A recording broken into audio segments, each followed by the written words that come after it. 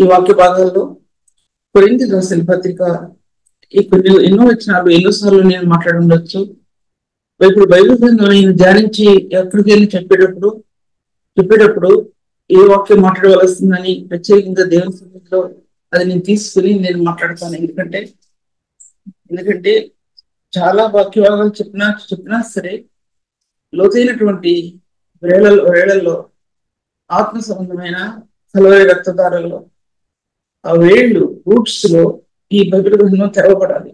లేకపోతే అలా తెరవబడకపోతే ఎవరికి అది ఉపయోగకరంగా ఉండదు అనే విషయం కూడా మీతో చెప్తుంటున్నాను. ఈ కొరింథీ రాసిన పత్రిక అపోస్తలుడైన పౌలు కొరింథీ సంఘానికి రాస్తూ మొదటి పత్రిక ఆ దినాల్లో ఎక్కువగా బాప్తిస్మం కోసం చాలా మంది ప్రాకులాడేవారు.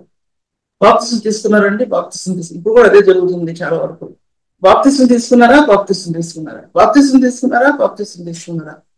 అనే మాటలు ఎక్కువది. కానీ మీరు రక్షకుడైన క్రీస్తుని అంగీకరించారా అనే మాటలు 100-2 వినబడతాయి. 90% ఏంటంటే మీరు బాప్తిస్మం తీసుకున్నారా అనే మాటలు ఎక్కువ వినబడతాయి. నా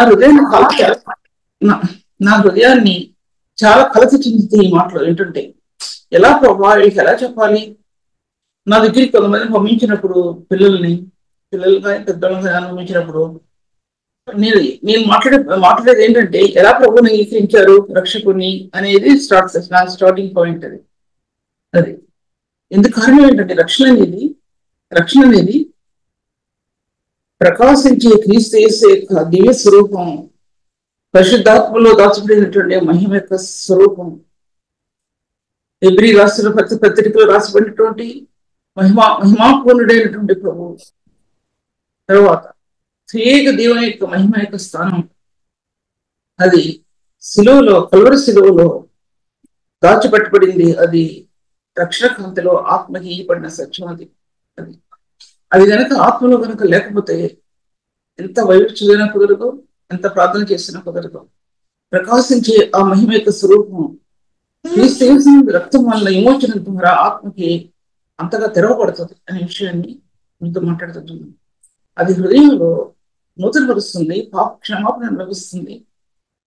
అంతవరకు ఉన్నటువంటి మనస్సాక్షిలో పాప ప్రభావం అనేది దాని ద్వారా ఆ యొక్క రక్షణ కార్యం ద్వారా ఇప్పుడు నేను చెప్పినటువంటి స్థానాలు ఆ రక్షణలో ఉండడం వలన ఆత్మ నూతనపరచబడటం మనం గమనిస్తాం.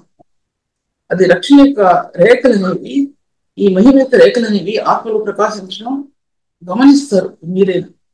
నేను గమనించింది మీతో మాట్లాడుతుంటున్నాను. నేను గమనించి తెలుస్తున్న విషయం మీతో మాట్లాడుతుంటున్నాను. అంటాడు అపోస్తలుడైన పౌలు, నేను బ్రతికినాను చనిపోయినాను క్రీస్తు కొరకే అంటాడు. క్రీస్తు కొరకే ఏ బ్రతికినా చనిపోయినా సరే. అంటే అర్థం ఏంటంటే ఆ తమూలమైన సత్యం హృదయంలో వచ్చినప్పుడు ఈ లోకాన్ని లెక్క చేయరు, క్రీస్తు విరోధమైన స్థానాలను లెక్క చేయరు, అంతకంతకు అంతర్యస్థాయి అంత ఉన్నతంగా వెళ్తుందనే విషయాన్ని నేను మీతో మాట్లాడుకుంటున్నాను. దేవునికి వాక్య భాగాల్లో క్రీస్తు యొక్క శిలువ వ్యర్థం కాకుండా నేను స్వార్థ ప్రకటించడానికి నేను నేర్చుకున్నాను. క్రీస్తు యొక్క శిలువ వ్యర్థం కాకుండా వాక్చాతుర్యం లేకుండా స్వార్థ ప్రకటించలేక ఆయన పంపాను. ముందు వాక్య భాగాన్ని తర్వాత ధ్యానిద్దాం. ఏంటంటే బాప్తిస్మం ఇవ్వడానికి నన్ను పంపలేదు ప్రభు అంటున్నాడు. దాంట్లో ఆ దినాల్లో ఎక్కువ మంది జనాంగం బాప్తిస్మం కోసం పరుగులు తీసేవారు సేవకుల దగ్గరికి. అప్పుడు అంటాడు, కొంతమందికి నేను బాప్తిస్మం ఇచ్చా కానీ మరి ఎవరికైనా నేను బాప్తిస్మం ఇచ్చానని తెలియదు. కానీ బాప్తిస్మం ఎంతో ప్రధానమైంది, రక్షించబడిన వ్యక్తికి ప్రధానమైంది. అది క్రీస్తు మరణంలో తను పాలిభాగస్తుడిగా చేయబడ్డాడు, తన పాపం నుంచి తను విడుదల చేయబడ్డాడు అనే దానికి ప్రధానమైన సత్యం బాప్తిస్మం అనేది. క్రీస్తు మరణానుభవంలో ఏకమవడం అనేది అది ప్రధానమైన సత్యం. రోమీయులకు రాసిన పత్రిక 6వ అధ్యాయం రాయబడి ఉంది విషయాలని. దాంట్లో అది చాలా చదవడం. నేను రెండో పాయింట్ ఏంటంటే వాక్చాతుర్యం లేకుండా స్వార్థ వాక్చాతుర్యం, ఎంతో వాక్చాతుర్యం ఉందండి ఈ దినాల్లో. చెప్పనవసరం లేదు, నేను ఆ విషయం చెప్పనవసరం. ఎవరు కూడా స్వార్థ సత్యాన్ని తీసుకుని హృదయంలో పెట్టుకొని స్వార్థ ప్రకటించేవారు, వాక్యాన్ని ప్రకటించేవారు కొద్దిమందే ఉన్నారు. దాని వాక్చాతుర్యంతో అంటే వారికి ఉన్న జ్ఞానాతిశయంతో స్వార్థ ప్రకటించడం అనేది చాలా మందిలో కనబడుతుంది మనకి. అంటే వారిని విమర్శించడం లేదు. కానీ అపోస్తలుడైన పౌలు కొరింథీ రాసిన పత్రిక 1వ అధ్యాయం అంటాడు, దాంట్లో 2వ వచనంలో అదే 1-2 వచనం రాయబడి ఉంది. లేదా 4వ వచనం చదువుతున్నాను. క్రీస్తుని గురించిన సాక్ష్యం మీలో స్థిరపరచబడినందున ఆయన ఎందుకు మీరు ప్రతి ఉపదేశంలోనూ అనగా సమస్త ఉపదేశంలోనూ సమస్త జ్ఞానంలోనూ ఐశ్వర్యంతులేది. క్రీస్తుని గురించినటువంటి సాక్ష్యం మీలో స్థిరపరచబడినందున మీరు ఉపదేశంలో ఐశ్వర్యంతులయ్యారు, జ్ఞానంలో ఐశ్వర్యంతులయ్యారు. క్రీస్తుని గురించిన సాక్ష్యం అనేది మన అంతరంగంలో పరిశుద్ధాత్మ దేవుడు అంతర్హృదయం గురించి ఆయన సాక్ష్యం ఇస్తాడు. ఆయన ప్రతి విషయంలో సాక్ష్యం మనలో ఆయన సాక్ష్యం ఇస్తాడు. ప్రార్థనా స్థాయిలో సాక్ష్యం ఇస్తాడు, విజ్ఞాపన సమయంలో సాక్ష్యం ఇస్తాడు. ఆయన స్తుతి యాగంలో సాక్ష్యం ఉంటుంది. ఆయన సాక్ష్యం ఎప్పుడైతే రక్షణ కార్యంలో ఆత్మ విడిపోతుందో ఆ సాక్ష్యం మన హృదయ అంతరంగంలో నుండి బయటకు వస్తుంది. క్రీస్తు యేసుని గురించిన సాక్ష్యం, ఆ వాక్య వివాహాలు కూడా క్రీస్తుని గురించినటువంటి ఆ స్థానాలు అంతర్యం ఆ విధంగా భద్రం చేయబడుతుంది వాక్యం చెప్పడానికి. అందులో వాక్యచర్యం కానీ, నానా విధములైన కథలు కానీ, పొడుపు కథలు కానీ, సత్యమును అడ్డగించే కథలు కానీ, సత్యాన్ని మరుగుపరిచి దేవుని జ్ఞానాన్ని మరుగుపరిచి చెప్పే బోధ కానీ, ఉన్నతమైన స్థాయిలో నడవలేకుండా దుష్టుడు ఎలాగ భ్రమ పెడతాడో విశ్వాసుల జీవితాల్లో, పరిశుద్ధుల జీవితాల్లో అటువంటి ఏవి కూడా ఉండకుండా దేవుడు మనల్ని భద్రం చేయను కాక. ఎందుకంటే కొరింథీ రాసిన పత్రికలో దాంట్లో సమస్త జ్ఞానం మీరు అయ్యారు, జ్ఞానంలో ఐశ్వర్యంతులయ్యారు, ఉపదేశాలు ఐశ్వర్యంతులయ్యారు. క్రీస్తు యేసు యొక్క సాక్ష్యం హృదయంతరం లేకుండా జ్ఞానం ఐశ్వర్యవంతమైన స్థాయిని పొందలేదు, ఉపదేశాలు ఐశ్వర్యవంతమైన స్థానాలు పొందలేవు. వారమంతా ఇష్టానుసారంగా జీవించి కూర్చొని ఇక్కడ నేను వాక్యం చెప్తే ఫలించదు. ఒకవేళ వాక్యాన్ని నేను ధ్యానించకుండా ఏదో యథాలాభంగా ఇక్కడ కూర్చుంటే నేను ఫలించదని చెప్తున్నా. అంతరంగంలో ప్రభువునికి వచ్చినటువంటి ఉన్నతమైన స్థానాల హృదయంలో నువ్వు ఏం పనిచేస్తున్నా లేదా నేనేం పనిచేస్తున్నా, హృదయాన్ని తొలిచివేసే దేవుని యొక్క వాక్యం అనేది మన హృదయంలో నిత్యము శ్రీనివాసంగా ఉంటుంది. దాన్ని కనుక తొలగించుకుంటే ఈ లోక సంబంధమైన కార్యాల్లో ఆ వ్యక్తి దేవుని పరిపూర్ణత చెందలేరనే విషయాన్ని నేను మీతో మాట్లాడుతున్నాను. ఇది నా సబ్జెక్ట్ కాదు, కానీ ఒక మాట చెప్పాను అంతే. దానిలో ఒక మాట ఏంటంటే జ్ఞానం అన్నాడు. జ్ఞానం స్వార్థ సేవలో పరిచర్యలో జ్ఞానాత్మ అని చెప్పబడిందండి.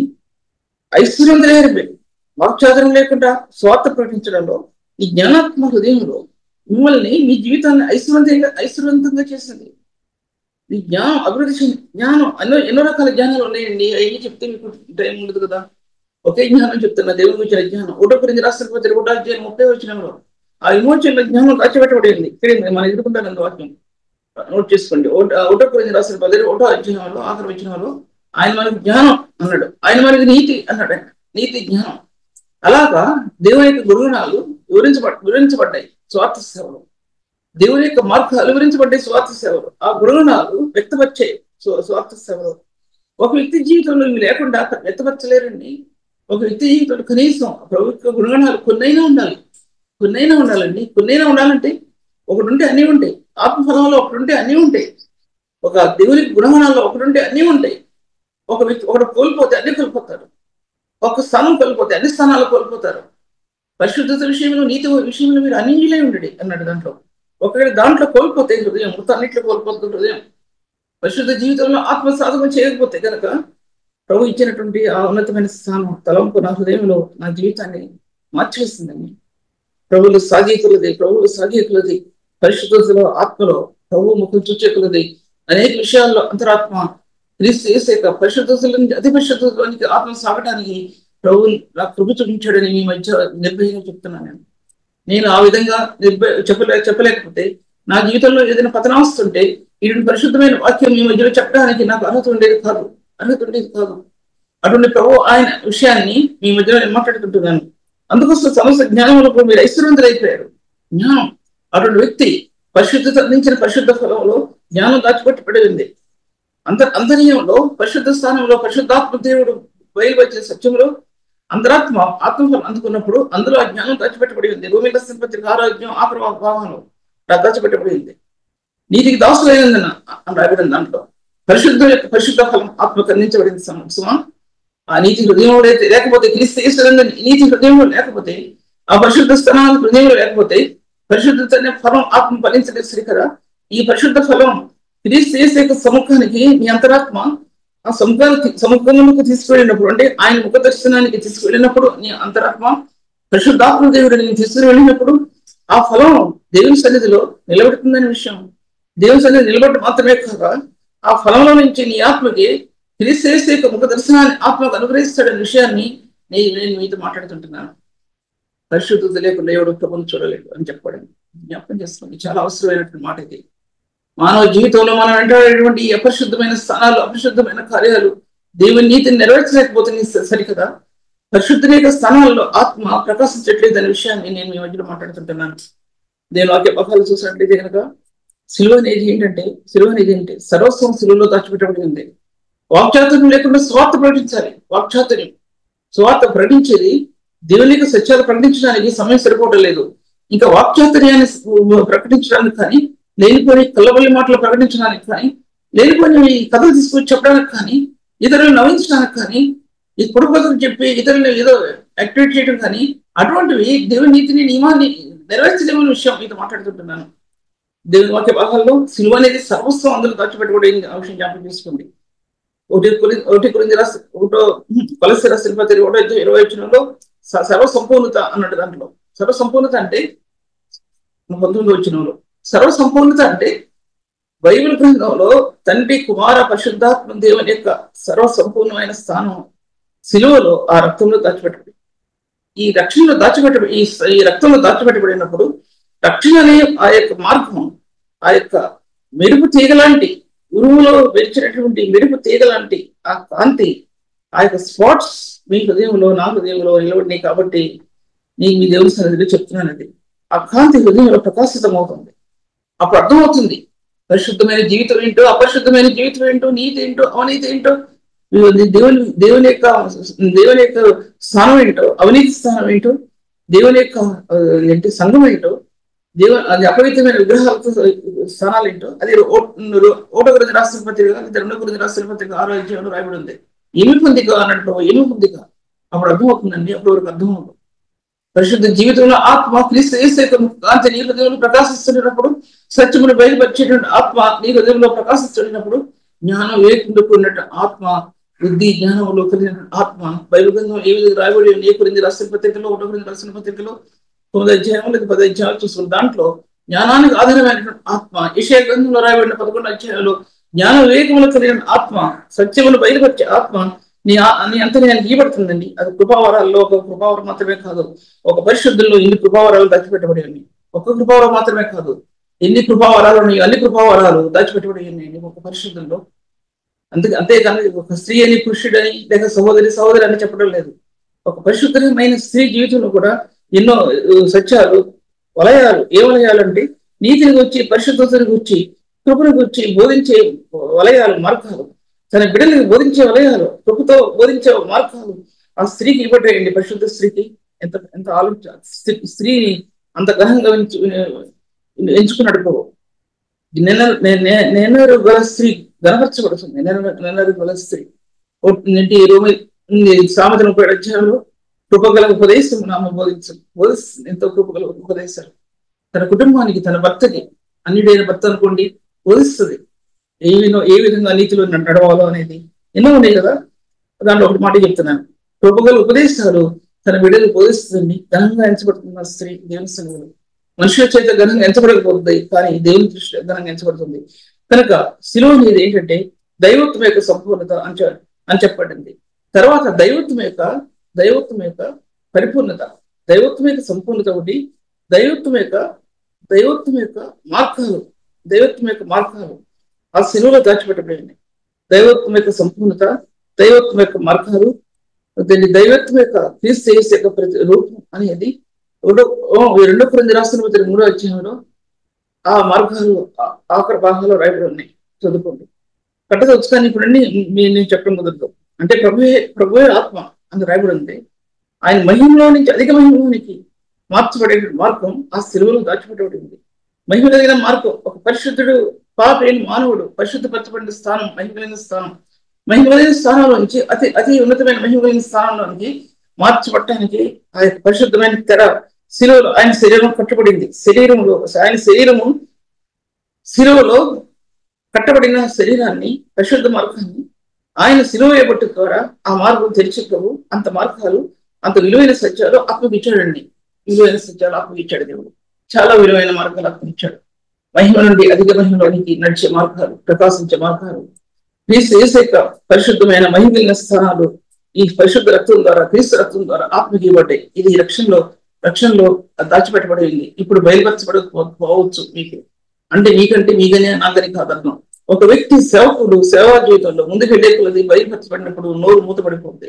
అంటే వ్యర్థంగా మాట్లాడకుండా, వ్యర్థమైన ప్రసంగాలు మాట్లాడకుండా, వ్యర్థమైనవి చేయకుండా అంతర్య స్థాయి మూత వేయబడుతుంది. ఎందుకంటే ఆయన పరిశుద్ధమైన తెర చేత అంతర్యాన్ని కప్పాడు కనుక ప్రభు అటువంటివి నీ సేవకుని జీవితంలో, ఒక సేవకురాలి జీవితంలో ఉన్నతమైన స్థానం అందుకుంటే విషయాన్ని నేను మీతో మాట్లాడుతున్నాను. క్రీస్తు యొక్క శిలువ వ్యర్థం కాకుండాన్నట్లు ఈ శిలువ అనేది దేవుడు అనాది కాలం నుంచి నిర్ణయించాడు. మొట్టమొదట భూమికి పునాది వేసినప్పుడే 2 దశలు. ఒకటి, మొట్టమొదటిగా ఆ స్టోన్ పరలోకం నుండి దిగి వచ్చి వేసినప్పుడే, పరలోకం నుండి ఆ స్టోన్ భూమి వేసినప్పుడు దేవదూతలు ఎలా స్తుతిగానం చేశారు. రెండవసారి భూమి మీద వెలుగు కలిగినప్పుడు ఏ విధంగా ఆ మార్గాలు తెరవబడ్డాయో అనేది ఆయన ప్రేమ అనే యొక్క మార్గం భూమికి పునాది వేయబడుకుని అనాథ సంకల్పంలోనే ఈ శిలువ మార్గం అనేది పరిశుద్ధుడైన ప్రభువుని తన కుమారుడి క్రీస్తుని శిలువకు అప్పగించాలనే మార్గం అనేది, ఆ తలంపు అనేది అనాది కాలంలోనే భూమి పునాది వేయబడుకుని ప్రభువు నిర్ణయించాడు. అది ఎఫెసీ పత్రిక 1వ అధ్యాయంలో రాయబడి ఉంది. ఎఫెసీ పత్రిక 1వ అధ్యాయం రాయబడి ఉంది. ఏ గ్రంథంలో ఇంచుమించు 38 ఆఖరి భాగాలు చూడండి. దాంట్లో రాయబడి ఉంది ఆయన కార్నర్ స్టోన్ భూమి వేశాడు. అదే కార్నర్ స్టోన్ ఆయన శరీరం అని, ఆయన శరీరము దైవత్వం యొక్క ఆయన శరీరం అనేది శూన్యంలో కార్నర్ స్టోన్ గా చేయబడింది అనమాట. అర్థం కార్నర్ స్టోన్ అంటే అదే ఒక మూల రాయిగా చేయబడింది అనమాట నేటి ప్రపంచానికి. దానిలోనే ప్రపంచాలు నిర్మించబడ్డాయి. ఆ రాయి భూమి చేసినప్పుడు చిన్న రాయి అనుకుంటాను, చిన్న రాయే కానీ అది రాను పెద్ద భూగోళం అయిపోయింది. ఆ భూగోళంలో ప్రపంచం నిర్మించబడింది. ప్రపంచ దేశాలు నిర్మించబడ్డాయి. అందులో మొట్టమొదటిగా ఆయన హస్తం అందులో దాచిపెట్టబడింది. ఆయన మహిళ హస్తం అందులో దాచిపెట్టబడింది. ఆయన పునాది వేసినటువంటి ఆ చెయ్యి అందులో దాచిపెట్టబడింది అనే విషయం ఎంతమందికి తెలుసు? విషయం మీతో మాట్లాడుతుంటున్నాను. తర్వాత ఆదికాండం నుంచి వెలుగు గురించి ఎన్నోసార్లు చెప్పాను కాబట్టి అదొక పుష్పలాగా ప్రచురం అవ్వాల్సినటువంటి ఆ మాట అది ఏంటంటే, ఆయన వెలుగు కలుగునుగా ఆకాశ దిగంతాల నుంచి పరలోక మహిమలో నుంచి బయలువెళ్ళినటువంటి ఆయన స్వరం భూమి మీదకి దిగి వచ్చిందండి వెలుగులో అనే విషయాన్ని చాలాసార్లు ఎన్నో మెసేజెస్ మాట్లాడాను. కానీ ఎప్పుడు మెసేజ్ మాట్లాడుతుంటున్నా ఆ మాట నన్ను చాలా తాగుతుంది. ఏ మాట తాగుతుందంటే, వెలుగు కలుగుగాక అనే మాట నన్ను హృదయాన్ని చాలా తాగుతుంది. దాంట్లో ఎన్నో సందేశాలు ఉన్నాయని నాకు ఆత్మకు తెలియపరచబడుతూ వచ్చాయి. దాంట్లో ఎంత జ్ఞానం ఉందనే విషయాన్ని నాకు తెలియపరచబడుతూ వచ్చింది. కాబట్టి ఎన్నిసార్లు మెసేజ్ చెప్పినా సరే ఆ వర్డ్ నేను మెన్షన్ చేయకుండా చెప్పకుండా మీ మధ్యలో లేను నేను. ఎందుకంటే అటువంటి స్థానాలు అందులో దాచిపెట్టబడి నేను విషయాన్ని నేను మీ మధ్యలో మాట్లాడుతుంటున్నాను. దాని తర్వాత ముందుకెళ్దాం. తర్వాత మాట్లాడుతున్న విషయాన్ని తర్వాత శిలువ అనేది ఆదికాండం నుంచి కూడా బయలుపరచబడింది. ఆదికాండం మొదటి వచ్చిన నుంచి ఆ శిలువ అనేది బయలుపరచబడింది. యోగ గ్రంథం మరి 38వ అధ్యాయం నాకు జ్ఞాపకం లేదు చూసుకోండి. దాంట్లో ఆయన అన్ని విషయాలు ప్రభు మాట్లాడుతూ దాంట్లో రాస్తాడండి. దాంట్లో నాకు సమయం ఉంటే చూస్తాను నేను. దాంట్లో రాస్తాడు ఆయన ఎలాగా అసలు గౌరవం అనేది ప్రభు ఆయన ఎలా ఏర్పాటు చేశాడో ఆయన దాంట్లో ఆయన విషయాలన్నీ దాంట్లో రాయబడి ఉన్నాయి. అది కనుక ఏ గ్రంథంలో రాయబడకపోతే మన క్లూ అనేది కాదు. దావీదు రాజు రాసినటువంటి 19వ అధ్యాయం కీర్తనలో కొన్ని దొరికినాయి. కానీ ఏ గ్రంథంలో దేవునికి జ్ఞానం అనేది ఎలా విప్పారిందో అనే విషయం ఏవుతో మాట్లాడుతూ ప్రభు ఎన్నో విషయాలు దాంట్లో రాశాడు. తర్వాత ఆ దాంట్లో ఆ వెలుగు ఎలా బయలుదేరింది భూమిలో కంటే ఎన్నో విషయాలు చెప్పారు కదా. దాంట్లో ఒక మాట చెప్తున్నాను, దేవుని యొక్క మహిమలో నుంచి ఆ వెలుగు బయటకు తీసుకురావడం అనేది అపోస్తలుడైన పౌలు 2 కొరింథీయులకు రాసిన పత్రిక 3వ అధ్యాయం. అంతకుముందు మీకు చెప్పింది ఒక వేరే విధంగా చెప్పాను. నాకు దేవుని ఆత్మ బయలుపరిచే కొలది మరొక యాంగిల్లో మీతో మాట్లాడుతుంటున్నాను. అప్పుడు వెలుగు దేవుని గుణగణాలని తన కవిల్లో మోసుకుని భూమి మీద పడేస్తుందని ఒక పాయింట్ చెప్పాను.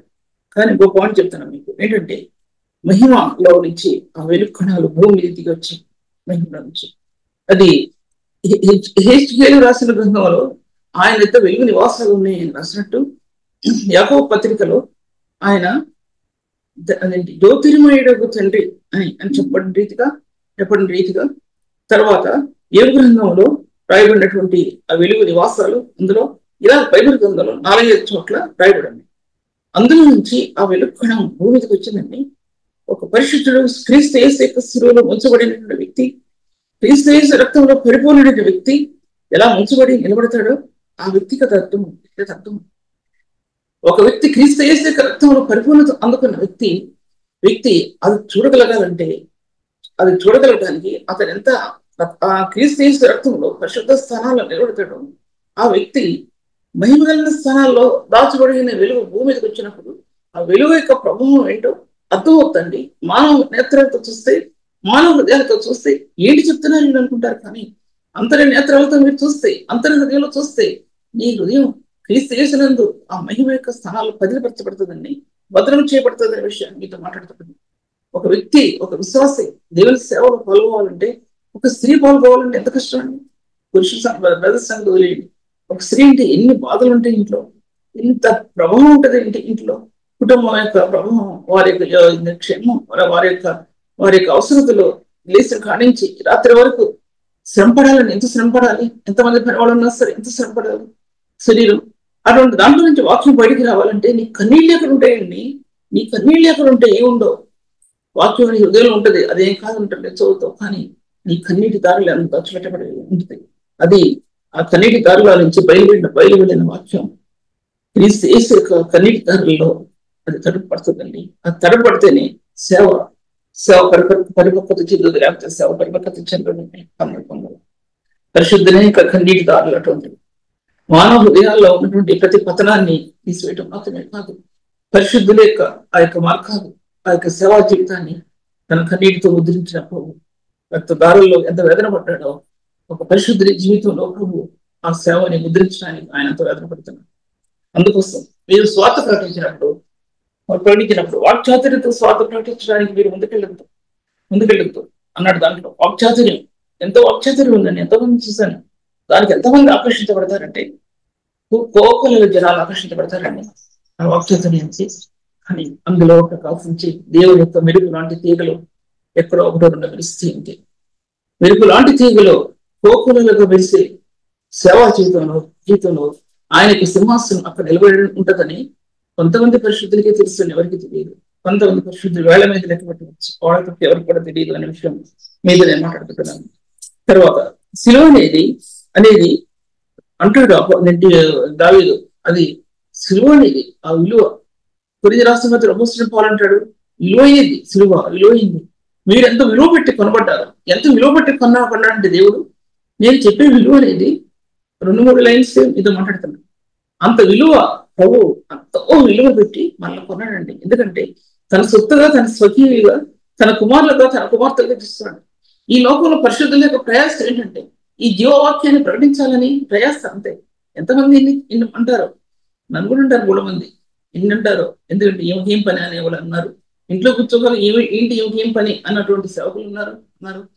అవమానపరిచే వాళ్ళు ఎంతమంది ఉన్నారు. కానీ నేను వాక్యం చెప్పేది దేనికోసం కాదు, పరపతి కోసం కాదు, యూస్ కోసం కాదు, లేకపోతే ఎంతమంది సబ్స్క్రైబ్ చేస్తారని కాదు, ఈ దేనికోసం కాదు.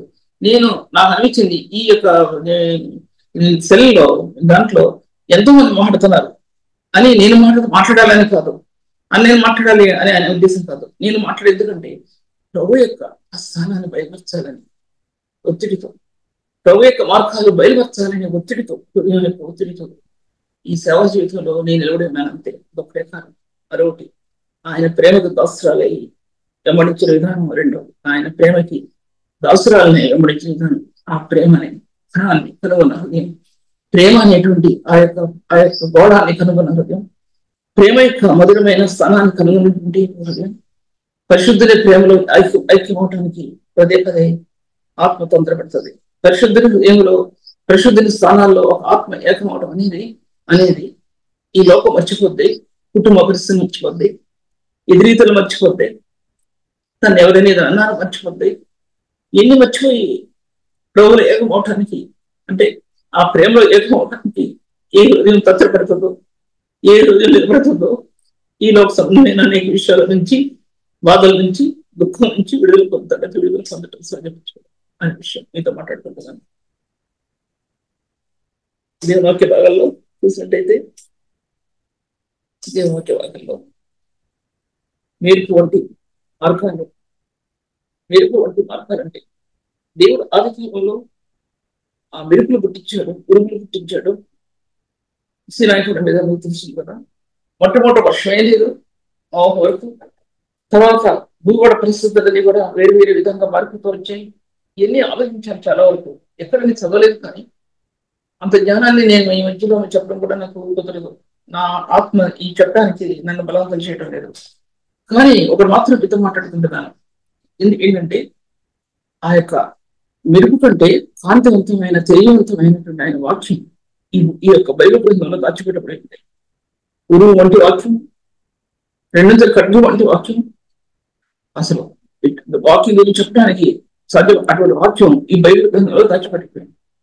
ఈ బైబిల్ గ్రంథంలో మొట్టమొదటి స్థానంలో వెలుగు భూమి మీదకి వచ్చినప్పుడు, మొట్టమొదటి రాయి వేసినప్పుడు ఉదయ నక్షత్రములు ఏకమా కూడిపోడే దేవదూతలందరూ జయధ్వని చేశారు. ఎందుకంటే కారణం, ఆ రక్షకుడు పరలోకముని ఏ రక్షకుడు భూమిని ఆ కార్నర్ స్టోన్ నిలబడతాడు అనేది దేవదూతలకు తెలియపరచబడింది. అదేంటి ఆ నక్షత్రాలు కూడా ఏకమై స్తుతిగానం చేశాయి. దాంట్లో ఒకటి అన్నమాట అని చూడాలి. ఆ స్తుతిగానం చేశాయి. ఈ రక్షణ స్వార్త ఎక్కడ ప్రారంభమైంది అంటే, దేవదూతలు ప్రకటించినటువంటి పేతురు గ్రంథంలో రాయబడిన 2వ పేతురు గ్రంథంలో దేవదూతల ద్వారా ప్రకటించబడినటువంటి దేవుని వాక్యం అని రాయబడింది. కొత్త నిబంధనలో దేవదూతలు ప్రకటించారు. దేవదూతలు పరలోకం దిగి వచ్చి ఇదిగో రక్షకుడు మీ కొరకు పుట్టి ఉన్నాడు అని చెప్పబడింది. పాత నిబంధన గ్రంథంలో ఆది కాలంలోనే క్రీస్తుని గురించి ఆయన రక్షణ కార్యం గురించి రాయి వేసినప్పుడే, స్టోన్ వేసినప్పుడే ఆ రక్షణ కార్యాన్ని గురించి దేవదూతలు స్తుతి యాగం ఆశించాడు. తర్వాత ఆ మొదటి సృష్టి పాడైపోయింది. తర్వాత రెండవది ఏదైనా తోటలో వెలుగు కలిగి భూమి పరిపూర్ణత చెందాక, అన్ని పరిపూర్ణత చెందాక మానవుడిని ఏదైనా తోటలో నిలబెట్టి తయారు చేసి మట్టిలో తయారు చేసి తన చేతితో తయారు చేసి బొమ్మని మనిషిలాగా చేసి ఆయన జీవవాయువుగా మనుషులు జీవాత్మాయన. అప్పుడు దేవదూతలు నక్షత్రాలు ఆ ఏదైనా తోటను చుట్టుముట్టి ప్రకాశించడం ప్రారంభించేయండి. వెలుగు విరజమటం ప్రారంభించాయి. ఎందుకంటే మన సృష్టికర్త, సర్వాన్ని సృష్టించిన ఈ సృష్టికర్త ఈ భూలోకంలో ఏదైనా తోటలో ఏదైనా అనుభవంలో మానవుని తయారు చేసి ఆ వెలుగు మహిమను ప్రకటిస్తూ విస్తారమైనటువంటి ఆ మహిమ కణాలని ఆ దేవునికి మహిమ ఇప్పి చూపుతూ అవి గానంతో స్తుతిగానాలు చేస్తూ ఉండొచ్చండి. నా హృదయం కనిపించండి. స్తుతిగానాలు చేస్తూ ఉండొచ్చు. ఎక్కడ చూసినా వెలుగు మహిమ, ఏ స్థలం చూసినా వెలుగు మహిమ, భూలోకం అంతా వెలుగు మహిమ. ఎక్కడ చూసినా ఆయన మహిమ ప్రకాశిస్తూ వచ్చిన వేలు బృందం ఉంది. ఆదిలో ప్రభు ఆయన భూలోకాన్ని మహిమలంగా చేశాడు. ఒక వాక్యం దాంట్లో ఆ మహిమలంగా చేసిన స్థానాలు ఏదైనా చోటలో ఆ యొక్క వెలుగు కప్పిందని. మట్టైన మనుషుడు నడుస్తున్నాడు, మట్టైన మనుషుడు తిరుగుతున్నాడు. ఆ మట్టైన మనుషుల్లో నుంచి అవని తీశాడు దేవుడు. ఆ ఇద్దరు తిరుగుతున్నారు. ఎప్పుడైతే పాపం వాళ్ళ ప్రవేశించిందో చీకటి మొదలైంది. చీకటి మయమైపోయింది. పాపం ఎప్పుడైతే ప్రవేశించిందో, అంటే నేను అది చెప్పట్లేదు. నేను ఎఫెసీ రాసిన పత్రిక 3వ అధ్యాయంలో పరలోకంలో ప్రధానులు, అధికారులు ఈ కార్యం వచ్చిన ఉందండి. పరలోకంలో ప్రధానులు, అధికారులు ఇది వాక్య భాగం ఎఫెసీ పత్రిక తప్పుమని ఎఫెసీ రాసిన పత్రిక 3వ అధ్యాయం, ఎఫెసీ రాసిన పత్రిక 3వ అధ్యాయం నేను చదువుతున్నా. దేవుడు మన ప్రభు అయిన క్రీస్తు యేసునందు చేసిన నిత్య సంకల్పం చెప్పిన కింద చదువుతున్నాను. మళ్ళీ తన యొక్క ప్రధానులకును అధికారులకును సంఘం ద్వారా తన యొక్క నానా విధమైన జ్ఞానము ఇప్పుడు తెలియపడాలని ఉద్దేశించి శోధింపు సత్యం కాని క్రీస్తు ఐశ్వర్యం అన్నాడు. ఆయన నిత్య సంకల్పం మొట్టమొదటి భూమి పుట్టక ముందు ప్రారంభమైంది. భూమి పుట్టిన తర్వాత ఆయన దాని ముందు ఆయన వెలుగు ప్రకాశించినప్పుడు అందులో ప్రారంభమైంది. ఏదైనా తోటలో మానవుడు తయారు చేసినప్పుడు అక్కడ ఆయన నిత్య సంకల్పం బయలుపరచబడింది. స్తుతియాగం కార్నర్ స్టోన్ వేసినప్పుడు స్తుతియాగం ప్రారంభమైంది. ఏదైనా తోటలో మానవుని తయారు చేసినప్పుడు ఆ స్తుతియాగము దేవుడు ఎలా ఎదురు చూశాడంటే మానవుడి దగ్గర నుంచి. కానీ పాపంలో పడినప్పుడు మానవుడు ఏదైనా తోటలో ఉండకుండా బహిష్కరించబడ్డాడు. ఎందుకంటే ఏదైనా తోట అనేది పరిశుద్ధ సంఘానికి గుర్తు, దేవుని యొక్క పరలోక మార్గానికి గుర్తు, ఎంతో ఉన్నతమైన స్థానానికి అటువంటివి దేవుడు నీకు ఇవ్వాలని చూశాడు. నీకు పరిశుద్ధ జీవితంలో జీవిస్తున్నప్పుడు నీకు ఎన్నో ఆధిక్యతలు ఇవ్వాలని చూశాడు.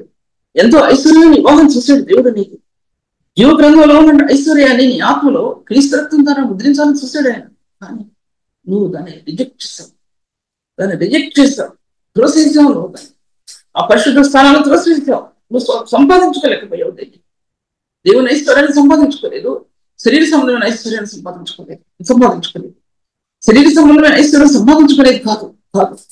పరిశుద్ధ జీవితం యొక్క స్థానంలో మహిమ కణాలు వెదజల్లినప్పుడు దేవుని గ్రంథం ఎలా ఇవ్వబడుతుందో, సత్యం ఎలా ఇవ్వబడుతుందో, అలాగే అపోస్తలుడైన యోహాను రాష్ట్ర పత్రికలో నీ ఆత్మ వర్ధిల్లుచున్న ప్రకారము ప్రతి విషయంలో నీ వర్ధిల్లుచున్నామని నీ గుడిగా నేను నమ్ముతున్నాను. ఆ ప్రేమ, పరిశుద్ధుని యొక్క ప్రేమ నీ హృదయంలో ముద్ర వేయబడితేనే ఇవన్నీ ఆత్మ పొందుతాయి. యథాలాపకంగా సేవ చేస్తే ఆత్మకంతో యథాలాపకమైన సేవలో ఏ వ్యక్తి కూడా ఏమీ సంపాదించుకోలేడు. తప్పుడు మార్గాలు అందిస్తే కొంత డబ్బు లభ్యమవుతుందేమో, కానీ అది నీ ఆత్మీయ జీవితానికి అది పరిపూర్ణతను అందించలేదు అన్నమాట. యథార్థత జీవితంలో, పరిశుద్ధత జీవితంలో దేవుని సన్నిధిలో నిలబడే హక్కు అది. దేవుని సన్నిధిలో నువ్వు అడగకపోయినా ఆ జీవితం నిలబడితే ఆ వాగ్దానాన్ని స్వతంత్రించుకుంటుంది ఆత్మ. నువ్వు అడగకుండానే ఆ స్థానంలో నిలబడితే, ప్రభా నీ కన్నులను చూస్తే నువ్వు అనుకున్నాను, ప్రభా నీ దృష్టి నా మీద ఉందని నువ్వు అనుకోకుండానే యథార్థమైన హృదయంలో నడిచేవారు, వాళ్ళు కపటం లేని వారు నాకు పరిచారకులు అంటారు. వాళ్ళు నాకు పరిచారకులు, యథార్థంగా నడిచేవారు అన్నాడు 15th సంకీర్తనలో. ఉన్నతమైన స్థలాల్లో, పరిశుద్ధ స్థలాల్లో నిలబడేవారు, పరిశుద్ధ పర్వతం మీద నిలబడేవారు. ఈ పరిశుద్ధ పర్వతం నిలబడేవారు క్రీస్తు యేసు యొక్క రూపాంతర మహిమను చూడగలిగేవారు.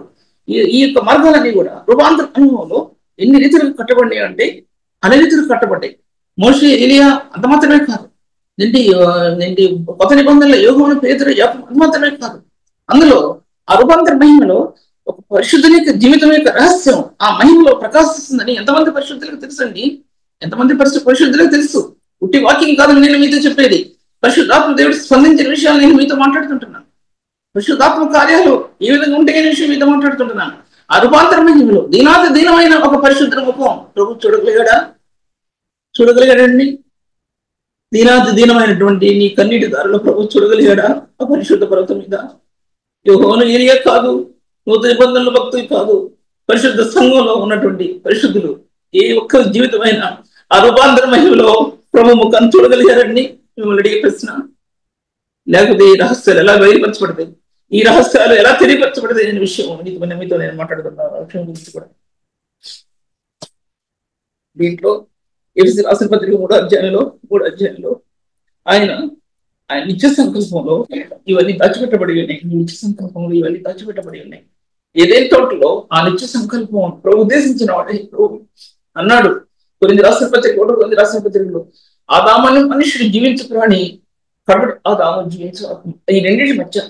ఈ రెండింటి మధ్య అక్కడ గొర్రెపిల్ల వధించబడిందండి. రక్తం ప్రోక్షించబడింది. గొర్రెపిల్ల వధించబడింది. ఎక్కడి నుంచి ఉందో గొర్రెపిల్ల అక్కడ మనకి కనపడదు, కానీ ఆ గొర్రెపిల్ల తీసి చంపి ఆ రక్తాన్ని వధించి రక్తాన్ని తెచ్చి వాళ్ళకి ఆపాదింపజేసి ఆ వస్త్రాన్ని, విచిత్రమైన వస్త్రాన్ని, అందమైన వస్త్రాన్ని ఆయన తయారు చేసి వాళ్ళకి తొడిగిస్తాడండి. అది నీతి వస్త్రం. అది నీతి వస్త్రం అండి. పరిశుద్ధులకి ఇచ్చే నీతి వస్త్రాలు. నీతి వస్త్రాలు మనం ధరించుకున్నారా? నీతి వస్త్రాలు. ఆ నీతి వస్త్రాల్లో కొన్ని ఈశ్వరంలో రాయబడిన రీతిగా ఎన్నో విచిత్రమైన పేరుతో రాళ్లతో కొట్టబడిన నీతి వస్త్రాలు, ఎన్ని విధాలైన రాళ్ళు అందులో ఉన్నాయో. ప్రతి రాయిలో క్రీస్తు యేసు యొక్క ముఖ దర్శనం ఆ రాళ్లలో నుండి, ఆ యొక్క వజ్రాల నుంచి, స్టోన్స్ లో నుంచి, ఒక్కొక్క దానిలో నుంచి ఆ కోణాలు నీ ఆత్మకు అంతేయని సత్యం తెలుసా? నీతి వస్త్రాల్లో ఉట్టి నీతి వస్త్రాలు కాదని ఇచ్చింది. నిన్ను కప్పి నా నీతి వస్త్రాలు కాదు. అటు నీతి వస్త్రాలు ఆత్మ కప్పినప్పుడు దేవుని యొక్క మహిమ యొక్క తేజస్సు అనేది నీ అంతరంగానికి అది నిలబడిందని సత్యం తెలుసా? రూపాంతర అనుభవంలో నిలబడిన వ్యక్తి దేవుని యొక్క మహిమ యొక్క తేజస్సులో అతని ఆత్మ నిలబడిందని సత్యం ఆ వ్యక్తి తెలిస్తే జీవితాలు, పరిశుద్ధమైన జీవితాలు మహిమాపూర్వంగా తీర్చిదిద్దబడతాయి. లేకపోతే తీర్చిదిద్దబడ ముందుకెళ్తున్నాను. వాక్య భాగాల్లో ముందుకెళ్తున్నాను. తర్వాత అంధకారంలో వెలుగు ప్రకాశించడం తను పలికిన దేవుడు అన్నాడు అపోస్తలుడైన పౌలు 2 కొరింథీయులకు రాసిన పత్రిక. ఆ మాట చాలా ఇష్టం అన్నమాట. కొన్ని సంవత్సరాలు ఆ మాట నాకు అర్థం కాలేదు. అండి. అంత అంధకారంలో నుండి వెలుగులను కాక ఆయన పలికినప్పుడు తన మహిమను వచ్చిన జ్ఞానం, ఆ ఒక్క వెలుగులో, ఆ మహిమను వచ్చిన జ్ఞానం ఆ వెలుగులో నుంచి భూమి మీద తీసుకురావడింది. అది పరిశుద్ధులకు ధ్యానించినప్పుడు పరిశుద్ధులకు మహిమాయుతమైన జ్ఞానాన్ని అందించింది. భూలోకానికి సైంటిఫిక్ గా ఆ జ్ఞానం ఇవ్వబడింది. ఎన్నో రకమైన జ్ఞానాలు భూమి మీద ఉద్భవించి అని చెప్పాను మీకు నేను. కానీ దాంట్లో ఇప్పుడు నేను వెళ్ళలేను, దాంట్లో వెళ్ళలేను. ఇప్పటికీ సమయం అయిపోయింది. తర్వాత ఈ శిలువ మార్గం అనేది జగత్తు పునాది వేయబడక మునిపోయినాడు. భూమికి పునాది వేయబడక మునిపోయి తన కుమారుడైన యేసుని, పరిశుద్ధుడైన ప్రభువుని శిలువకు అప్పగించాలనే ఆయన నిర్ణయం మొట్టమొదటి భూమిని సృష్టించినప్పుడు, కార్నర్ స్టోన్ వేసినప్పుడు అక్కడే నిర్ణయించండి. రెండవది, వెలుగు ఎప్పుడైతే భూమి మీదకి వచ్చిందో అప్పుడు నిర్ణయించబడ్డాడు. ఆదామున ఎన్ని నేను టూకీగా చెప్తున్నాను అనుకోవద్దు. దాని కింద వివరణలు చాలా వివరణలు వస్తాయి. పరిశుద్ధులైన సేవకులు గ్రహించగలిగితే దాని కింద ఎంత వివరణ అనేది మీరు సమకూర్చుకోగలుగుతారు. కానీ అంత వివరణ నేను ఇవ్వడానికి కుదరదు కాబట్టి కొన్ని పాయింట్స్ చెప్తున్నాను. ఏదైనా తోటలో మానవులు తయారు చేస్తున్నప్పుడు ఆయన నిత్య సంకల్పంలో ఎలా ఆదాము ఉన్నాడో, ఎఫెసీ పత్రిక 3వ అధ్యాయంలో ఆ యొక్క పరిశుద్ధులందరూ కూడా ప్రధానులు, అధికారులు ఈ నిత్య సంకల్పం ద్వారా సంఘం ఎంత జ్ఞానంతో కట్టబడుతుందనే విషయం వారు చూస్తున్నారు, వారు చూడబోతుంటున్నారు. ఎటువంటి స్థానం ఇచ్చాడంటే ఒక మానవుడికి అంత స్థానం ఇచ్చాడండి దేవుడు. ముందుకెళ్తున్నాను. ఆ వెలుగనేది మహిమ స్థానాలు చుట్టూ. మహిమా స్థానం అంటే అర్థం ఏంటంటే ఏదో ప్రకాశించే మహిమ కాదు అర్థం. అక్కడ మహిమ అంటే ఏదో ప్రకాశిస్తే మహిమ, అది గ్లోరియస్ అన్నాడు. గ్లోరియస్ స్పిరిట్ అని రాయబడింది. గ్లోరియస్ విస్డమ్ అని పెట్టుకుంది. తర్వాత గ్లోరియస్ అనే పదం బైబిల్ గ్రంథంలో, కొత్త నిబంధనలో ఎన్నో విధాలుగా అందు ఫీచర్ అంటే ఎన్నో విధాలుగా దాచిపెట్టబడింది. గ్లోరియస్ అనే పదం పరిశుద్ధులకు అనుగ్రహించే జ్ఞానం. గ్లోరియస్ ఇష్టం అంటే అదనమాట, పరిశుద్ధులకు ఇచ్చే జ్ఞానం. దేని గురించి తీయబడిందంటే ఆ జ్ఞానం, ఆ కోణం, అది ఆ యొక్క వెలుగు కణం. ఏదో ఇంత చిన్న కణం వెలుగు భూమిలోకి రాలా, ఇంత కణం ఏదో వచ్చి ఇలా వెదజరపడలేదు. అది ఆ వెలుగు ఎప్పుడైతే భూమి దిగి వస్తుందో, నూతన నిబంధనలు క్రీస్తు ప్రత్యక్షమవుతూ వచ్చాడు, మహిమలనే క్రీస్తు ప్రత్యక్షమవుతూ వచ్చాడు, పరిశుద్ధుడైన ప్రభు ప్రత్యక్షమవుతూ వచ్చాడు. అందులో ఆ యొక్క మార్గాల్లో ఆ స్పిరిట్ అనేది, ఎటర్నల్ స్పిరిట్ అనేది అందులో నుంచి భూమి మీదకి ప్రజ్వలితూ వచ్చింది. ఒక్కడే కాదు, 3 కాదు, 2 కాదు, ఎన్నో చెప్పాలనుకున్నా సరే కొన్ని చెప్తున్నా. దేవుని ఆత్మ నాకు అందించిన సత్యాలు అవి చెప్తున్నాను. ఎక్కడైనా నేను చూస్తే ఇలా మీ ముందు చెప్పడానికి సాధ్యపరచబడదు. ఎక్కడైనా ఏదైనా చేయాలి ఉన్నాయి రాస్తుంటే అది నేను దొంగిలిస్తే నేను మీకు చెప్పడానికి రాదు. నా హృదయంలో పుట్టాలి. ఏదైనా వాక్యం చెప్పాలంటే, ఒక పాట పడాలంటే హృదయంలో పుట్టాలి, ఒక రాగం రావాలంటే హృదయంలో రావాలి. ఎక్కడి నుంచి నేను దొంగతనం చేస్తే అంటే, ఎవరైనా నేను దొంగిలించుకుని నేను రాగాలు పడితే, ఎవరైనా దొంగిలించుకుని నేను బైబిల్ గ్రంథం బోధిస్తే అది ఎఫెక్ట్ అవ్వదు, ఎవరికి ఎఫెక్ట్ అవ్వదు. అది చాలా కష్టం అలా చేయటానికి. ఒకరిని అనుసరించి నేను మాట్లాడితే నా వల్ల కాదు. అది నాకు కాదు, నా హృదయంలో పుట్టాలి ఆ ధ్యానం. ఆ ధ్యానం అనేది నా హృదయంలో పుట్టాలి. ఆ ప్రభు అందులో ఆ మహిమ యొక్క కణాలలో ఎక్కడ నుంచి వచ్చింది ఆ మహిమ కణాలన్నీ కూడా. మానవుడైతే ఆ వెలుగు ఎక్కడి నుంచి వచ్చిందో ఏమన్నా చూడగలడేమో, కానీ ఆ వెలుగులో ఏముందని చెప్పగలడేమో, కానీ ఆ మహిమలో కణాలతో చుట్టబడినటువంటి ఆ స్థానాలు ఒక పరిశుద్ధుడు మాత్రమే చెప్పగలడు, ఎవరు చెప్పలేరు. ఒక పరిశుద్ధుడే చెప్పగలడు, అందా నుంచి ఎవరు కూడా చెప్పలేరు ఆ విషయాలన్నీ కూడా. పరిశుద్ధుడు అన్నాడు వాడు. రూపాంతర అనుభవంలో తన ముఖం పెట్టుకుని చూచేవాడు పరిశుద్ధుడు. రూపాంతరంలో ఈ పక్కన పాత నిబంధన గ్రంథం, ఈ పక్కన కొత్త నిబంధన గ్రంథం. ఒక పక్క శిలువ, ఒక సంఘంలో పరిశుద్ధ స్థానాలు నిలబడి పరిశుద్ధులు ఆ ముఖాల పెట్టుకుని ఎదురు చూసేవారండి. అటువంటి వారు చెప్పగలరు. రెండవదిగా మహిమ కలిగిన మార్గాలను నిలబడి అతి పరిశుద్ధమైన స్థానం అనేది ఈ భూమి మీద మానవునికి లభ్యం అవుతుంది.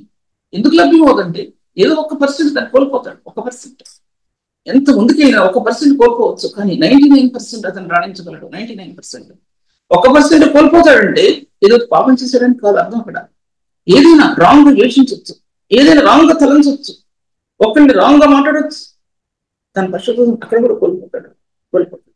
అది నేను మాట్లాడేది.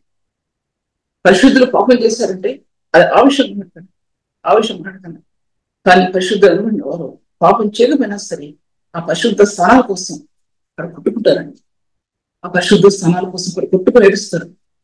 ఎందుకు కొట్టుకుని ఏడుస్తారంటే, ప్రభా ఎక్కడైనా నా తప్పుతూ ఉందా, ఎక్కడైనా నా తప్పుతూ ఉందా, ఎక్కడైనా నేను పొరపాటు చేశాను ప్రభా అని ఆ స్థానాలు ఆత్మలు లభిస్తుంటున్నప్పుడు తేజోమహిమ అనేది అది నీ ఆత్మలో ప్రకాశించడం గమనిస్తాను. నేను గమనించకపోతే, నేను అనుభవించకపోతే మీకనే చెప్తాను కొన్ని విషయాలని చెప్తాను. దేవుని వాక్య గ్రంథంలో చూసినట్లయితే కనుక ఇప్పుడు ఎక్కడో చెప్పి నేను ముందుకు చెప్పలేకపోతున్నాను. అది ఆ యొక్క మార్గాల్లో నిలబడగలిగితేనే అది ఏం చెప్తున్నారంటే, ఆ వెలుగు అనేది మహిమాయుక్తమైన స్థానంలో నుంచి బయలుదేరించిందని ఈ భూలోకానికి. దేవుడైతే ఆ కాన్వెస్టోన్ వేసాడో, ఆ మహిమ కలిగిన హస్తంతో కాన్వెస్టోన్ వేయబడిందో, అది భూగోళం ఆ తర్వాత అది నాశనం చేయబడేది. కానీ సృష్టి క్రమంతో నాశనం చేయబడినప్పుడు మొట్టమొదటి దేవదూతలు పాపం చేసినప్పుడు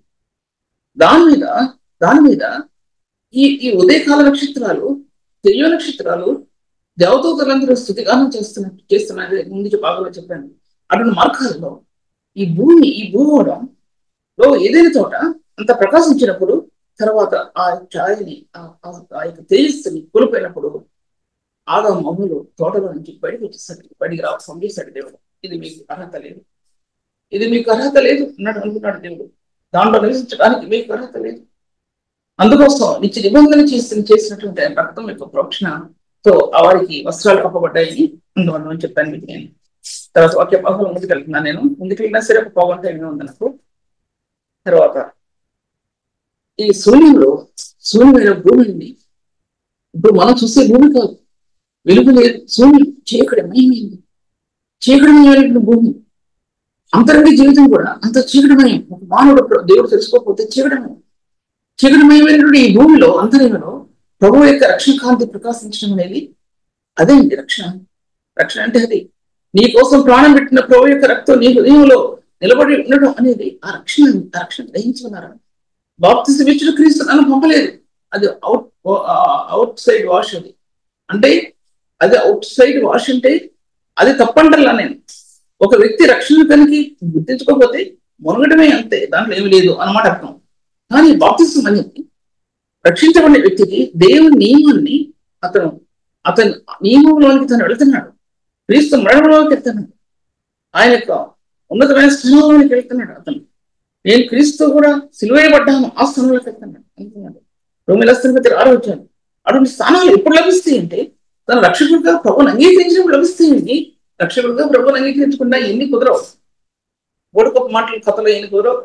వారి వల్ల పరిచర్య సంఘానికి మేలు చేయదు, నష్టం కలుగుతుంది తప్ప మేలు చేయదు. అటువంటి బోధలో సంఘం ఉన్నతమైన స్థాయిలో తీసుకురాదండి. క్రమే వస్తాడని అనుకుంటాను. ఇది ఏమన్నా ఆటలా, పాటలా, బ్యాడ్మింటన్, క్రికెట్ క్రమేపీ రావడానికి ఓ రోజుకో తర్వాత రోజుకో సంవత్సరానికి పరిపూర్ణ చెందడానికి అసలు రూట్ లేకోకుండా ఇన్ని ఎక్కడి నుంచి వస్తాయి? అది ఆలోచించవలసిన విషయం. అందువల్ల దేవుని సంఘాలు నిర్జయం అయిపోతాయి. నేను విమర్శించే ఆత్మలో మాట్లాడటల్లా, నేను ఇంత చెప్పే వాక్యం సత్యం ప్రకటించకపోతే నేను చెప్పే వాక్యం వల్ల ప్రయోజనం ఏంటి? అటువంటి వారి బోధ వల్ల సంఘం నష్టపోతుందని సభ్యులు ఆకర్షించబట్టడం లేదు. అక్కడే కొట్లాటలు, పులిపిటి మీదే తేడాలు, కూర్చుంటేనే తేడాలు. అటువంటి మనుషులతో దేవుడు తన సేవను ఎలా నిర్మించుకుంటాడు? పరిశుద్ధమైన అర్పణగా తీసుకురాబడిన సేవ మహిమార్పణగా దేవుని యొక్క బంగారపు ఆ బలిపీఠం మీద అర్పించబడతాయని చెప్పినట్టు ప్రకటన గ్రంథంలో నీకు దేవునికి బలి అర్పణ కీర్తించిన నీవు తుదకు మహిమ అర్పణలుగా ఆ బలిపీఠం మీద తీసుకురాబడతాయని ప్రభు సెలవిస్తుంటున్నప్పుడు ఆ బలిపీఠం దగ్గర కూడా జీవితాలు ఎంత దుర్గంగా ఉన్నాయండి. చెప్పడానికి చాలా బాధపడతారు. ఆ విధంగా సంఘ జీవితం అనేది నష్టపోతుంది. సంఘ జీవితం అనేది చాలా సభ్యులు బాధపడుతూ వచ్చారు. పరిశుద్ధులైన సభ్యులు, మౌనం వహించేవారు, నెమ్మది వహించేవారు ఎంతమంది ఉన్నారండి సంఘాలు? అటువంటి వారు ఉన్నారండి సంఘాల్లో. ఎవరు ఉన్నారు? ఎంతో దీనత్వంతో నిలబడిన వారు సంఘాల్లో ఉన్నారనే విషయం నేను మీతో మాట్లాడుతున్నాను. దేని వాక్య భాగాలు చూసినట్టయితే ఇంకా ముందుకెళ్తే కనుక ఏముంటాడు? శూన్యంలో భూమి ఎలాంటి చేయబడింది అన్నది కదా నాకు చాలా ఇష్టం అన్నమాట. దాని పాదులు దేనితో కట్టబడి నేను తెలుసు. దేవుడు కనుక ఆ వివరణ యోగ గ్రంథంలో ఇవ్వకపోతే మనకి క్లూ ఎక్కడ దొరికేది? క్లూ అంటే పట్టుత్వం ఎక్కడ దొరికేది మనకి?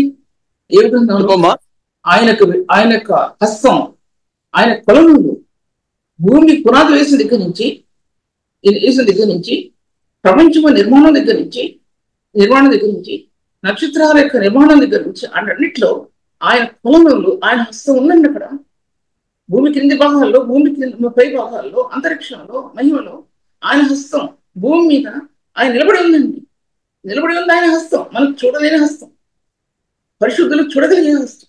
భూమి మీద ఆయన హస్తం కొలనులు వేసింది, లెక్క వేసిందండి. భూమికి ఇంత పరిమాణం, గాలికి ఇంత పరిమాణం ఉండాలని నిర్ణయించింది ఆయన హస్తం. ఎంత పరిమాణం గాలికి లేకపోతే కొంచెం ఎక్కువైనా ప్రపంచం క్షణంలో కుట్టుకుపోద్దండి, క్షణంలో కుట్టుకుపోతుంది. బైబిల్ గ్రంథం 38 అధ్యాయాలు అనుకున్న దాంట్లో అన్ని రాయబడి ఉంది. దాంట్లో చాలా వివరణ ఇవ్వబడింది. దాంట్లో సరే ముందుకెళ్తున్న దాంట్లో ఆ కుమారుడైన క్రీస్తు ఈ సృష్టి క్రమంలో ఎలా దాచిపెట్టు పెట్టాడు అనేది ఎన్నోసార్లు చెప్పాను మీకు. నేను ఇప్పుడు చెప్పే విషయాలు కూడా నేను ఆ సృష్టి క్రమంలో తన కుమారుని యొక్క క్రీస్తు యేసు యొక్క స్థానాలు ఈ సృష్టి క్రమంలో ఎలా దాచిపెట్టబడి ఉన్నాయో, ఆ మహత్తరమైన శక్తి భూమి మీదకి ఎలా దిగొచ్చిందో ఆ ఒక్క వెలుగే సాక్షిస్తుందండి. ఆ ఒక్క వెలుగు సాక్షిస్తుంది. ఆ వెలుగు పరిశీలిస్తే ఆ వెలుగు, ఆ మహిమలో దిగొచ్చిన వెలుగు సాక్షిస్తూ దేవుని గురించి, క్రీస్తుని గురించి, పరిశుద్ధాత్మ దేవుని గురించి అని కూడా అవి సాక్షిస్తుంది. నక్షత్రం యొక్క ఉల్కల్ని భూమి మీద పడినప్పుడు అవి టెస్ట్ చేయడం కాదు. ఒక పరిశుద్ధుని జీవితంలో ప్రకాశిస్తున్నటువంటి క్రీస్తు యేసు యొక్క స్థానాలు అవి టెస్ట్ చేయబడితే కొన్నిసార్లు నిజంగా నీ జీవితంలో క్రీస్తు యేసు యొక్క స్థానాలు ఉన్నాయా లేవా అది ఎలాగా అంతరింగ జీవితం కట్టబడుతుంది అనేది మనకున్న స్థానంలో ఆ నమూనా బయలుపరుస్తుందండి. ఎవరు బయలుపరచవసరం? మన జీవిత విధానం, మన ప్రార్థన జీవిత విధానం, మన వాక్యం బోధించే విధానం, మన నడకండి. ఎలా నడుస్తున్నాం? కొందరు చాలా విపరీతంగా వివరిస్తారు. నేను అలా వివరించట్లా. మన నడిచే నడకండి. రోడ్డు మీద నడిచే నడక కాదు, క్రీస్తులో మనం నడిచే నడక. ఆయన వెంబడించడంలో దీక్ష, దేని బట్టి దీక్ష కలిగి ఆయన వెంబడించడం అనే విషయం కూడా ఒకసారి ఆలోచించుకోవాల్సిందిగా చెప్తున్నా. తర్వాత యేసుక్రీస్తు ప్రభువారు ఆయన అదృశ్య దేవుని స్వరూపం. అది కొలస్సీ పత్రికలో రాయబడి ఉన్నట్టుంది, నేను చూసుకోలేదు. కానీ ఆయన అదృశ్య దేవుని స్వరూపం ఆయన యేసుక్రీస్తు ప్రభువారు. ఆయన అదృశ్యమైన లక్షణాలు ఆయనలో దాచిపెట్టబడి అదృశ్య లక్షణం ఉంది. ఒక వ్యక్తి ప్రభువుని అంగీకరిస్తే ఈ వాక్యం అర్థం అవుతుందండి. అంగీకరించబోదు ఈ వాక్యం వాళ్ళు తీసుకెళ్లి పెట్టగొప్పలు పడేస్తారు. పెట్టగొప్పల చెత్తలో రగుల్చుకుంటే పోతుంది అనుకుంటారు. అది పెంటగొప్పలు పడేసి రగిల్చినది అంటుకోదు, మంట అంటుకోదు. నీ హృదయాన్ని మండించే వరకు అది మంట అంటుకోదు. జీవితాలను వెలిగించే వరకు అది మంట అంటుకోదండి. ఈ సంవత్సరం పడేసినా సరే మంట అంటుకోదు. సజీవమైన వాక్యం, రెండంచెలు కడగమండి ఈ వాక్యం. ప్రాణాత్మకీయంగా మూలులను విభజించినంత మటుకు ఉండే వాక్యం, అటు వాక్యం. ఈ వాక్యాన్ని గురించి, ఈ రక్షణ స్థానాల గురించి ఆది కాండంలో ప్రపంచ పుట్టుక మునిపే మన ప్రపంచం దేవదూతల చేత పలుకుబడిన వాక్యం, నూతన నిబంధనలో దేవదూతల చేత పలుకుబడిన వాక్యం, దేవదూతలు కీర్తించినటువంటి ఈ వాక్యం క్రీస్తు యేసుని గురించి, అటు వాక్యం గురించి మీకు చెప్తున్నా. మీకు ఇంటి వాక్యం చెప్పలేదు. మీకు నేను చూసినట్లయితే కనుక ఆయన అదృశ్య దేవుని స్వరూపం ఆయన. తర్వాత రెండవది ఆయన దేవుని యొక్క మహిమ యొక్క తేజస్సు ఆయన. తర్వాత ఆయన మహత్తు గల మాటల చేత అని రాయబడింది పత్రిక 1వ అధ్యాయంలో. దేవుని మహిమ యొక్క తేజస్సు తన మహత్తు గల మాటల చేత సమస్తము తానే నిర్వహించు అని రాయబడింది. మహిమ యొక్క తేజస్సు ఆ యొక్క వెలుగులో, మహిమ యొక్క తేజస్సు లోపల నుంచి ఆ వెలుగు భూమి మీదకి వచ్చిందండి. మహిమ యొక్క తేజస్సు అదృశ్య దేవుని యొక్క లక్షణాలు దాంట్లో దాచిపెట్టబడాడు. ఆ మహిమ పరీక్ష చేస్తే బైబిల్ గ్రంథంలో ఎక్కడెక్కడ పరీక్ష చేసేది ఈ బైబిల్ గ్రంథంలో ఈ మహిమ యొక్క గుణగణాలు నీ ఆత్మకు అర్థం అవుతాయి. ఎలా అర్థం అవుతాయి? నిర్గమకాండంలో మోషే దగ్గర నుంచి, సీనాయి కొండ మీద మోషే దగ్గర నుంచి, తర్వాత 24 అధ్యాయాలు నీలకాంతమయమైన అక్కడి దగ్గర నుంచి ఇశ్రాయేలుకి చుట్టబడినటువంటి ఆ స్థానాలు, మేఘస్తంభం, అగ్నిస్తంభం, ఎన్నో వాళ్ళు నడిపించడానికి అవి పరీక్ష చేస్తే బైబిల్ గ్రంథంలో అప్పుడు అర్థం అవుతుంది ఆయన అదృశ్య లక్షణాలు ఏంటో, ఆయన గుణగణాలు ఏంటో, భూమి మీదకి ఎలా దొల్లించాడో, నేటి సేవకులకి ఎలా ఇచ్చాడో ఇవిగా అప్పుడు అర్థం అవుతాయి. అవి చదవకుండా, అవి చెప్పకుండా ఈ మహిమ కలిగే గుణాలు ఎవరికి అర్థం ఉంటాయి? ఈ కథలు చెప్పినట్టు ఉంటుంది అనుకుంటున్నారా లోకంలో? ఈ కథలు కాదు, వాస్తవిక సత్యాలు ఇవి. ఈ వాస్తవిక సత్యాలు నేను పరిశుద్ధులు కట్టడాలు కట్టాలి. అవి కట్టడాలు. ఈ లోకంలో అపవిత్రమైన స్థానాలు కట్టబడటం కాదు, పరిశుద్ధుని కట్టడాలు హృదయంలో కట్టబడాలండి. కట్టబడితేనే దేవుని సేవ పరిపూర్ణత అందుకుంటుంది. దేవుని సేవ పరిపక్వత చెందుతుందనే విషయాన్ని నేను మీతో మాట్లాడుతుంటున్నాను. ఆయన నేను 3-4 చెప్పాను. అదృశ్య దేవుని స్వరూపం, తర్వాత అదృశ్య లక్షణాలు, తర్వాత మహిమేక తేజస్సు, తర్వాత కలిసి రస 2వ అధ్యాయాలు ఆయన ఆయన శారీరకంగా ఇవన్నీ కూడా శారీరకంగా ప్రభులు ఉన్నాయండి. శారీరకంగా క్రీస్తులో ప్రభులు ఉన్నాయి. నీ ఆత్మ పరిపూర్ణ చెందుతున్నది. ఆయన వస్త్ర చెంగుని ఉంచేకలదు. నీ కన్నీటితో ఆయన పాదాల దగ్గర వచ్చేయగలది. ఇదండి వేతని మరి ఏమి పాదాల మీదకి వస్తుంది అర్థమవుతుంది. రక్తవర్ణ ఆ స్త్రీ ఆయన వస్త్రం చెంగు ముట్టితే ఏమైందో అర్థమవుద్ది. కన్నీటితో వేదనతో జీవిస్తున్న ఆ వస్త్రం చెంగు ముట్టితే ఏంటో అనేది నీకు అర్థమవుద్ది. అవన్నీ బైబిల్ గ్రంథంలో దాచిపెట్టబడి నీ ఆత్మకి అవి అందిస్తాడండి దేవుడు. అది అందిస్తాడు, లేకపోతే సేవ చేయలేదు. ఈ బలమైన నిదర్శనాలు ఉన్న హృదయంలో లేకపోతే సేవ చేయలేదండి. సేవ చేయలేదు. నేను చెప్తున్నాను, సేవ అంటే ఈజీ కాదు. నేను అనుకుంటాను చాలా బిజీగా ఉండే జీవితం అనుకుంటాను చాలాసార్లు. ఈ దినాల్లో చాలా కష్టంగా నడుస్తున్న రోజుగా అవన్నీ ఒకటైతే వీటన్నిటి మధ్యలో బైబిల్ దగ్గర పెట్టుకుని బైబిల్లో దేవుని వాక్యాన్ని వెతకటం అదెంత కష్టంగా ఉందంటే అంత కష్టంగా ఉన్నాయి, అంత కష్టంగా ఉంది. ఈ పనంతా ఒకటి, వాళ్ళకి ఇంటి పిల్లవటం ఒకటి, ఇంట్లో ఏదైనా ఫంక్షన్స్ చేయటం ఒకటి, అదంతా ఒకటైతే బైబిల్ గ్రంథాన్ని తీసుకుని కూర్చొని ముందు పెట్టుకుంటే కళ్ళంటి నీళ్లు తప్పితే ఏమి రావండి. కళ్ళంటి నీళ్లు తప్పితే ఏమి రావు. ఏం బోధించాలనేది ఆ కన్నీళ్ళు చెప్తే ఏంటి, ఆ కన్నీళ్ళు చెప్తే ఏం బోధించాలనేది, ఆ కన్నీళ్ళలో దాచబడిన క్రీస్తు రహస్య ప్రేమ నేను ఓదార్స్తూ ఏం చెప్పాలో అది దేవుడు నీకు అనుగ్రహిస్తాడు. అది పరిచర్యలో చాలా ఉన్నతమైన స్థాయి అనే విషయం నేను మీతో మాట్లాడుకుంటున్నాను. తర్వాత ఇవన్నీ కూడా శారీరకంగా క్రీస్తు ఏమి ఉన్నాడు అనేది ఈ శిలువలో నిలబడిందండి, దాచిపెట్టబడింది. ఈ శిలువలో పాత నిబంధన గ్రంథంలో పరిశుద్ధమైన స్థానం, అతి పరిశుద్ధమైన స్థానం ఎలా ఉందో ఈ శిలువ యొక్క మార్గంలో శారీరకంగా క్రీస్తులో పరిశుద్ధమైన మార్గం, అతి పరిశుద్ధమైన మార్గం రెండు దాచిపెట్టబడి ఉంది. పరిశుద్ధ స్థానంలో క్రీస్తు అంగీకరించి నీకు అతి పరిశుద్ధమైన స్థానం లభించడానికి, ఆ మహిమయుక్తమైన స్థానానికి అందించడానికి పునరుత్థానం యొక్క మహిమని ఆత్మకు అందించబడిందండి. అది పునరుత్థానం యొక్క మహిమ. అది బైబిల్ గ్రంథంలో రక్తంలో దాచబడిన పునరుత్థానం యొక్క మహిమ. చనిపోయాక వెళ్ళడం అవసరం చెప్పటల్లా. పునరుత్థానం యొక్క మహిమ, క్రీస్తు యేసు రక్తంలో ప్రధానమైన మహిమ కణాలు అందులో దాచిపెట్టబడి ఆ తెర చిరిగింది. ఆ తెర చిరిగింది. ఆ రక్తం ద్వారా రక్తంలో ప్రవేశించిన నీకు ఆ తెర చిరగబట్టి, ఆ తెర తొలగించబట్టి నీ ఆత్మ మహిమాయుక్తమైన స్థానాలు ఆత్మకి ఇచ్చేయండి. లేకపోతే ఎట్లా చెప్తున్న వాక్యం ఎలా చెప్పగలం, ఎలా చెప్పగలం వాక్యం? అవి ఒక మాట రాయబడింది ఎపిలసిన పత్రికలో, మనం కనిపించినటువంటి పదార్థాల చేత ప్రపంచం ఎలా కట్టబడిందో అన్నాడు. దాంట్లో ఆ మాట నాకు అర్థమైంది ఏంటంటే, కనిపించినటువంటి అదృశ్యమైన శక్తి బైబిల్ గ్రంథంలో ఆ గుణాలు ఎలా దాచిపెట్టబడి ఉన్నాయో దాని చేత నీ ఆత్మ కట్టబడాలి, దాని చేత సంఘం కట్టబడాలి. నువ్వు ఊహించిన రీతిగా అరుగులతో కేకలకు సంఘం కట్టబడదు, ఇష్టానుసార మాటలకు సంఘం కట్టబడదు. అదృశ్యమైన వాటిని నువ్వు చూడగలిగే అంతర్యంలో వాటి చేత సంఘం కట్టబడాలండి, వాటి చేత సంఘం కట్టబడాలి. హీలింగ్ జరిగినా ఆయన ద్వారా జరగాలి, లేకపోతే పరలోక మర్మాలు బయలుపరచబడాలి ఆయన ద్వారా జరగాలి. ఇప్పుడు ఈ దినాలు అవసరమైంది దేవుని వాక్యంలో దాచిపెట్టబడ్డ అయిన సత్యాలు, పరిశుద్ధులకు ఇచ్చినటువంటి మార్గాలు. ఏ సమయంలో ఏది ఇవ్వాలో ఆయన తెలుసు. ఏ సమయంలో ఒక చోట హీలింగ్ జరిగిందంటే చాలా పెద్ద స్థానం హీలింగ్ జరిగిందంటే అక్కడ ఆ ప్రదేశాల్లో అక్కడ దేవుని యొక్క స్థానం అక్కడ కట్టబడటానికి దేవుడు అద్భుతం చేయొచ్చు. దేవుడు మనం కాదనడానికి ఎవరికి ఆరోగ్యత లేదు, ఎవరికి అవసరత లేదు కాదనడానికి. రీసెంట్ గా వాక్యం ఒక చోట విన్నానండి, హైదరాబాద్ లో ఎప్పుడో నుండి, ఎప్పుడు నాకు తెలియదు, నేను పుట్టిన విధంగా తెలియదు. దాంట్లో రాశాడండి ఆయన. ఏమని రాశాడంటే, ఇక్కడ హైదరాబాద్ లో ఒక సంఘం కట్టబడాలండి, కట్టబడి చర్చి కట్టడానికి అక్కడ ఉన్న లొకేషన్, ఆ లొకేషన్ అంతా కూడా ఎవరు అంగీకరించట్లా, ముస్లిమ్స్ ఎవరు పేరు కూడా నాకు జ్ఞాపకం రావట్లా, అది ఎవరు అంగీకరించట్లా. అంత వ్యతిరేకత చూపిస్తున్నారంటే అంత వ్యతిరేకత చూపిస్తున్నారు. అక్కడ సంఘం కట్టబడటానికి, చర్చి కట్టబడటానికి ఒప్పుకోవట్లేదు.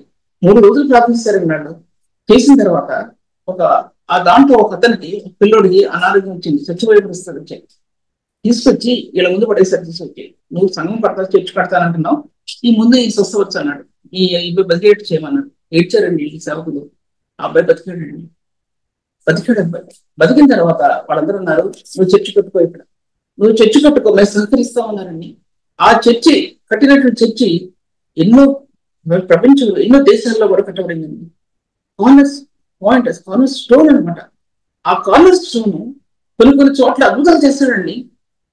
అద్భుతం చేత, మహత్కార్యం చేత నాటి 1వ అధ్యాయంలో స్వార్థ ప్రకటించబడింది. అది సంభవం. ఒక అద్భుతం చేశాడంటే స్వార్థ ప్రకటించబడాలి. ఒక గొప్ప కార్యం జరిగిందంటే స్వార్థ ప్రకటి అదండి ఒరిజినాలిటీ. అది అది జరగట్లేదు. అది జరగట్లా. మన మహిమ కోసం చేసేది, మన ఘనత కోసం చేసేది మాత్రం అది అది అది వర్తించదు. దేవుడి మహిమ కోసం చేసేది దాన్ని దేవుడు చూస్తాడండి. అది చూస్తాడు, దాని కార్యం జరిగిస్తాడండి. అది అది జరగాల్సింది. అన్నిల మధ్య ఎన్నో అద్భుతాలు జరుగుతున్నాయి. జరగలేదని ఎవరు చెప్తారు? చెప్పడానికి నేనేవండి. ఎన్నో హీలింగ్స్ జరుగుతున్నాయి, ఎన్నో గొప్ప కార్యాలు జరుగుతున్నాయి. ఎంతో మంది పరిపూర్ణంగా చేయబడిన వారు ఉన్నారు, సేవకులుగా చేయబడిన వారు ఉన్నారు. అన్నిల మధ్య అటువంటి స్థానాలు నేను పరిశుద్ధం చేయబడింది. ఆయన చిత్తం చొప్పున చేసే ప్రతివాడు ఆయన చిత్తం చొప్పున జరగాలండి. ఇది మన చిత్తం కాదు. మన చిత్తం ఏంటి? ఉడతలు చింతకాయలు ఉడతలు రాస్తాయి అంటారు. అవి కాదండి, అది కాదు. మహత్తరమైన శక్తిలోని ఆత్మ పెరుగులాడుద్దండి.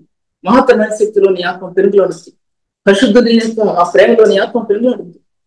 ఆయన అద్వితీయమైన శక్తిలోని ఆత్మ పరిశుద్ధ ఆత్మ పెరుగులాడుద్దండి. పెరుగులాడి ఆ కార్యాలు ఆయన చేయాలి. మీతో అది ప్రవచనం అని దర్శనం ఇచ్చే ప్రవచనం. ప్రవచనం యొక్క సంపూర్ణత దర్శనం ఇచ్చే ప్రవచనం. దర్శనము నీతిని ముద్రించే దర్శనం.